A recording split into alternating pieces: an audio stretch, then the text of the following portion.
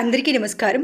Welcome to Emitech trends. ఈరోజైతే మనము యాక్చువల్గా VO gradings D grade E grade వచ్చిన వాళ్ళకి శాలరీస్ రాదనే విషయం తెలుసు. సో ఏ కాంపోనెంట్లో వాళ్ళు మిస్ అవుతున్నారో ఒకసారి ఇక్కడ చూద్దాము. అసలు గ్రేడింగ్లో దేనికి ఎంత మార్క్స్ ఉన్నాయని ఒకసారి చెక్ చేస్తే కనుక రెగ్యులారిటీ ఆఫ్ మీటింగ్స్ 5 మార్క్స్ అనమాట.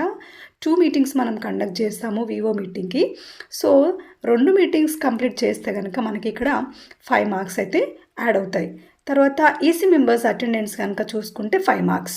తర్వాత తప్పనిసరి సేవింగ్స్ మ్యాండేటరీ సేవింగ్స్కి వచ్చేసి 5 మార్క్స్. అంటే అక్కడ ఎన్ని సంఘాలు ఉన్నాయి, దాని డిమాండ్ ఎంత, యాజ్ పర్ డిమాండ్ కనుక మనకి సేవింగ్స్ చేసినట్టయితే 5 marks. Internal loans recovery from SHG దానికి 8 మార్కులు ఉన్నాయి. సో ఇది గుర్తుపెట్టుకోవాలి. అండ్ అట్లని other Srinidhi loans recovery from SHG దీనికి కూడా 8 మార్కులు ఉన్నాయి, 8 మార్క్స్ ఉన్నాయి.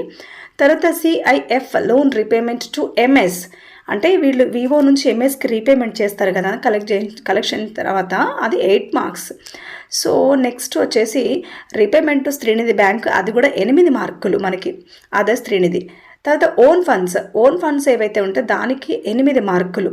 ఇదన్నీ కూడా చూసుకొని ఖచ్చితంగా క్లియర్గా క్లారిటీగా మీరు లావాదేవీలను నిర్వహణ చేసుకోవాల్సి ఉంటుంది. తర్వాత ఎస్హెచ్జి గ్రేడింగ్ దీంట్లో 10 మార్క్స్ ఉన్నాయండి. ఇక్కడ మీకు చాలామందికి A grade and B grade ఎస్హెచ్జిస్ ఏవైతే ఉన్నాయో దాన్ని బేస్ చేసుకొని మాత్రమే ఇక్కడ గ్రేడింగ్ అనేది మన ఇక్కడ ఎస్హెచ్జి గ్రేడింగ్ అనేది వస్తుంది అనమాట.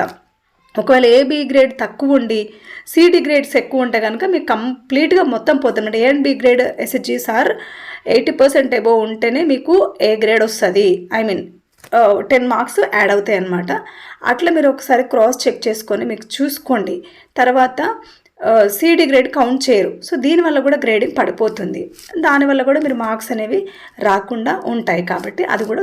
Next profit and loss. Profit వస్తే 10 మార్క్స్. ఇదంతా మీకు తెలుసు ఎట్లా వస్తుంది ఏంటి అనేది. తర్వాత ఆడిట్కి 3 మార్క్స్, వివో ఆడిట్కి. ఆఫీస్ బేరేజ్ రొటేషన్కి 5 మార్క్స్. జనరల్ బాడీ మీటింగ్స్కి 4 మార్క్స్. డీసీఓ రిటర్న్స్కి 3 మార్క్స్. ఇక్కడ వరకు మనకి 92 మార్క్స్ అయ్యాయి అనమాట.